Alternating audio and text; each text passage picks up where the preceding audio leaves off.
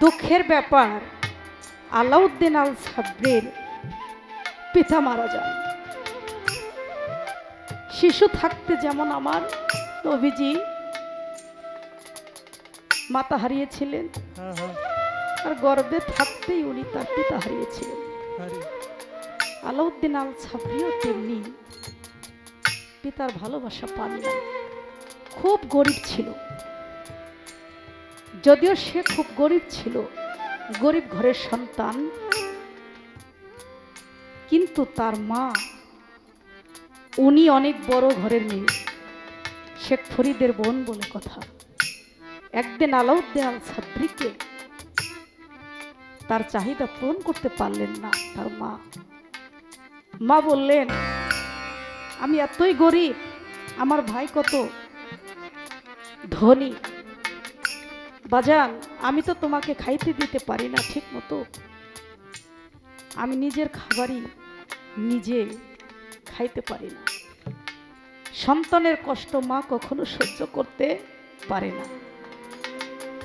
আলাউদ্দিন আল সাবরিকে ছোট্ট বাচ্চা, তাকে নিয়ে গেলেন শেখ ফরিদের কাছে, যেয়ে বললেন, ভাই তোমার অনেক ধন সম্পদ আছে যা আমার নাই। তুমি তো জানো আমি স্বামী হারা, আমার স্বামী নাই। আমার আলাউদ্দিন কত কষ্ট করে আমার কাছে কত কিছু চায়, কিন্তু আমি তাকে কোনো কিছুই দিতে পারি না, পেট ভরে একটু খানাও তাকে দিতে পারি না। ভাই তুমি তো আমার ভাই, সন্তানের কষ্ট আমি সহ্য করতে পারি না, আমার সন্তান আজ থেকে তোমার কাছে দিয়ে গেলাম, তুমি ওকে মানুষের মতো মানুষ করবে, এটাই আমার আশা। তখন শেখ ফরিদ বলল, বোন তুমি চিন্তা করো না, তুমি ওকে রেখে যাও।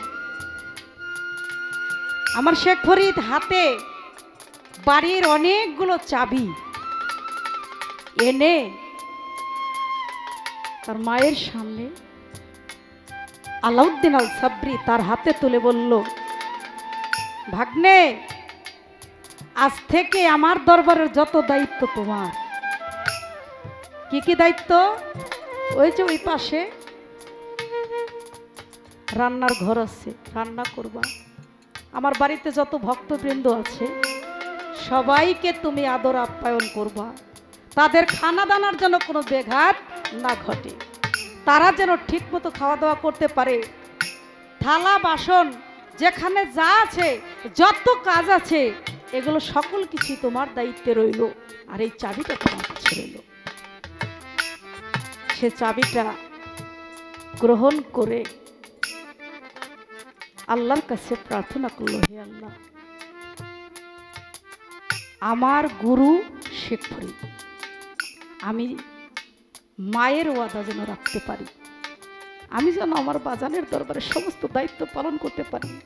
আজকে গুরুর দরবারে যদি কিছু ভক্ত আসে, কিছুদিন থেকে আবার চলে যায়, বাড়ির অনেক কাজ থাকে, তারা সব সময় গুরুর দরবারে ডিউটি করে না, সময় পায় না, কিন্তু গুরু যে কি জিনিস চিনার মতো যদি কেউ আসলে চিনতে পারে, চর্মচক্ষু দিয়ে আমরা আসলে চিনতে পারি না বাবা, সময় দিতে পারি না। চাবিখানা হাতে পেয়ে আলাউদ্দিন আল সাবরি এমনি করতে করতে করতে করতে এমন কোনো কাজ নাই বাড়ির যা পূর্ণ ছিল, সকল কাজ উনি প্রতিদিন এভাবে করত। ওইটাকে সে ইবাদত বলে মেনে নিত, আমার গুরুর দরবারে যেন আমার কোনো প্রকার বেয়াদবি না হয়। আমার গুরুর দরবারে বসেন, আমার গুরুর দরবারে যেন কোনো রকমের বেয়াদবি না হয়। 12টি বৎসর একা ধারা পায়রবি করেছে।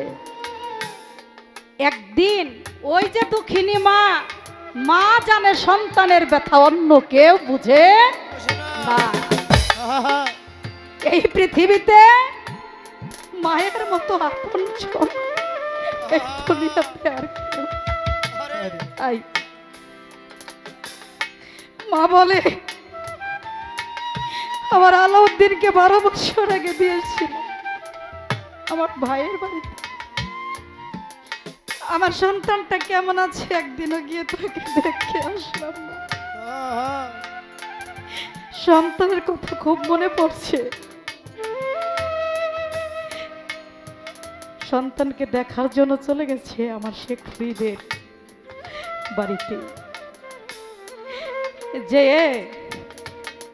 ডাক দিয়েছে, আমার আলাউদ্দিন কোথায়? আলাউদ্দিন,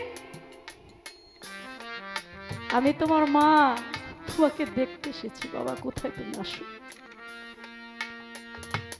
ডাক শোনার সাথে সাথে আলাউদ্দিন আল সাবরি মায়ের সামনে এসে হাজির হয়েছে। মা কেমন জিনিস দেখেন, সন্তানের দিকে তাকিয়েও সে বলে, তুমি কে? বলে, আমি আলাউদ্দিন। চোখে পানি ছেড়ে দিয়ে বলছে, তুমি আমার আলাউদ্দিন? আমি তো তোমাকে চিনতে পারলাম না, তুমি কি সত্যি আমার আলাউদ্দিন? তোমাকে আমি রেখে গিয়েছিলাম 12 বছর আগে। বলে, হ্যাঁ আমি তোমার আলাউদ্দিন মা, কেন তুমি আমাকে চিনতে পারো নাই? হাত ধরে টান দিয়ে ফরিদের কাছে নিয়ে গিয়ে বলে, ভাই আমি আজ থেকে 12 বছর আগে আমি আমার এই দুঃখী গরিব আমার আলাউদ্দিনকে তোমার কাছে রেখে গেছিলাম। আমি কি তোমাকে আমার এই আলাউদ্দিনকে রেখে গিয়েছিলাম? বলে, কেন বোন এ কথা বললে কেন? বলে, ভাই আমার আলাউদ্দিনকে যখন দিয়ে গিয়েছিলাম, আমার আলাউদ্দিন স্বাস্থ্য কত সুন্দর ছিল, ভালো ছিল। আমার আলাউদ্দিনকে তুমি কি খানা দানা খাওয়াও নাই? আমার ছেলের চেহারা এমন কেন?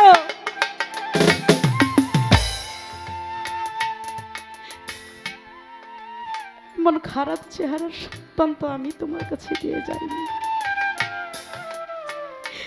তুমি কি একদিন খবর নিয়েছিলে আমার আলাউদ্দিন আল সাবরি চেহারার দিকে? কি তুমি তাকিয়েছিলে? সে কি খানা খেয়েছে, কি খেয়েছে কিনা জিজ্ঞাসা করেছিলে? তখন জিজ্ঞাসা করছে, ওই দিন জিজ্ঞাসা করছে, কি বাবা আমি চাবি দিছি তোমার কাছে, তোমার চেহারা এমন কেন? তুমি কি খানা দানা খাও নাই? চোখের ছেড়ে দিয়ে আলাউদ্দিন আল সাবরি বলে, গুরুজি যেদিন আপনার দরবারে এসেছিলাম সেদিন শুধু চাবি দিয়ে আমাকে বলেছিলেন আপনার ভক্তবিন্দুদেরকে খাওয়াইতে, দরবারের যত দায়িত্ব পালন করতে, কিন্তু আপনি তো সেদিন আমাকে বলেন নাই যে ভক্তবৃন্দ খাবে তুমিও খাও। এ কথা তো আপনি আমাকে বলেন নাই। আপনি আমাকে খাইতে বলেন নাই বিধায় আমি 12 বছর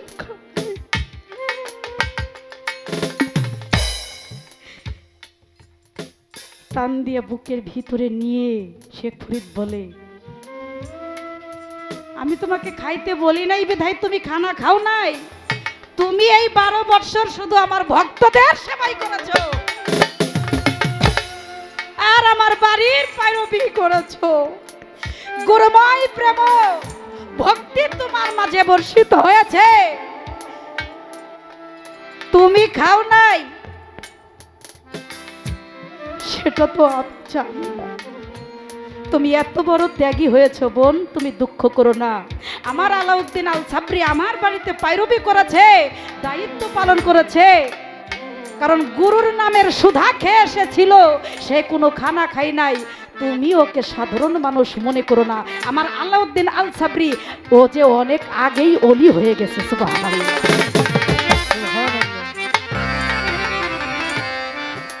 টান দিয়ে বুকের ভিতরে নিয়ে বলে, বাজান তোর দুনিয়াতে কোনো কিছুর অভাব হবে না। তুই দুঃখী, তোর মা আমার কাছে দিয়ে গেছে, গুরুর দরবার থেকে কেউ খালি হাতে যায় না। তাই আমার শাহজালালের দরবারে যারা আসে এক নিয়তে যদি দয়ালে যার যার গুরু তার তার কাছে অনেক বড়, কর্মগুণেই মানুষ টাইটেল পায়। দয়াল যদি কোনো অসহায় ভক্তকে আপন করে নেয়, তার দেহ মাটিতে খাবে, মাটির এমন সাধ্য নয়। দয়ালের আগুন দিয়ে যা যেন পুরো হয়েছে চাই। আরে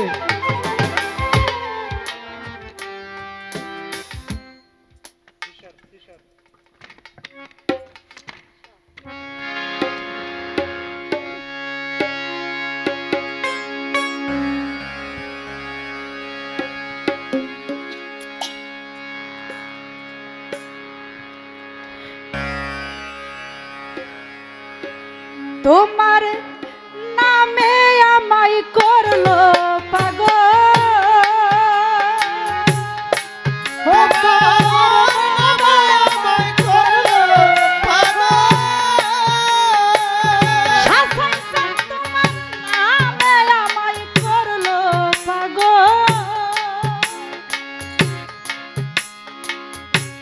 সুমধুর নাম খানি আমারে আপন করে না, তা না হলে মুর্শিদ তুমি ওরে নিজে আপন হইয়া যা।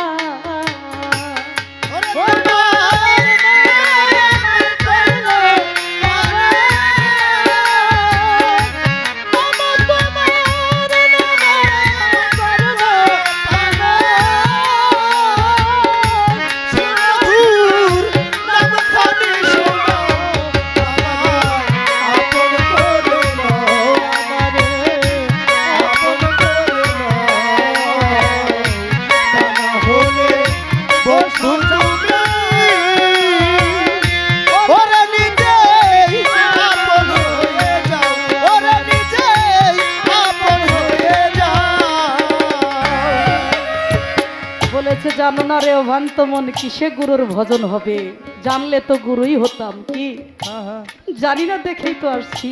দয়াল 18,000 আলো আরে ও সাজাইতা ঘুমেতে হইলে রে আমারে জাগাইও তখন ধরি তোমার পা, আমারে জাগাই তুমি ধরি তোমার পাও, আমারে জাগাই তুমি ধরি তোমার পাও। আমার ভাই একজন আত্মার মানুষ, গুরু ধরা অনেক আগে থেকে আমার ভাইয়ের সাথে সে ভালোবাসা। 18,000 আলো ঘুমেতে হইলে রে আমার জাগাইও রে তখন ধরি তোমার পাও দয়া, আমারে জাগাই তুমি ধরি তোমার পাও দয়া, আমারে জাগাই তুমি ধরি তোমার রশিদ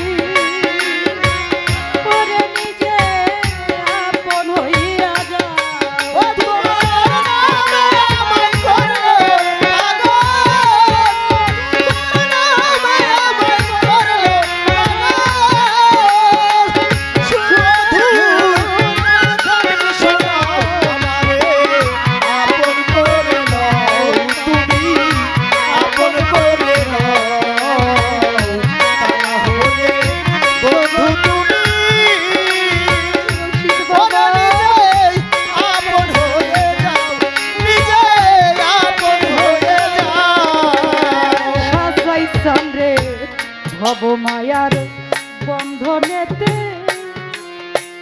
জলিল চন্দ্র ভব বন্ধনেতে এ শাহিন চান চক্ষু গেল কান্দনে কিছু সময় তোমার সাথে থাকার সুযোগ দাও কিছু সময়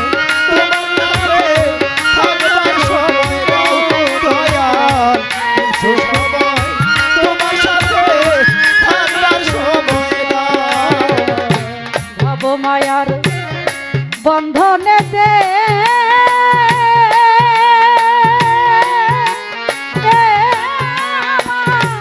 চক্ষু গেল কান্দনেতে কিছু তোমার সাথে থাকার সুযোগ দাও দয়া কিছু সময় তোমার সাথে থাকবার সুযোগ দাও কিছু সময় তোমার সাথে থাকার সুযোগ দাও জলিল শান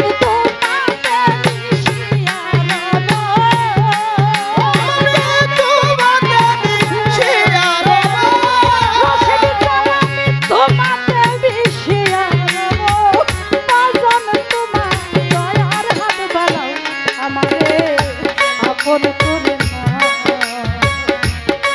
হলে জালাল চান তুমি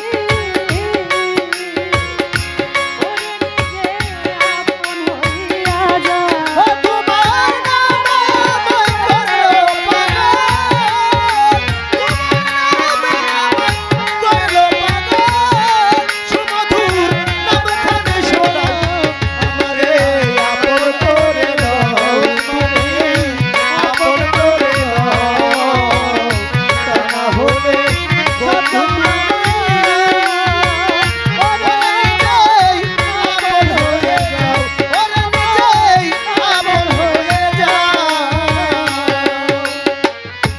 নিঃশ্বাসে প্রশ্বাসে তুমি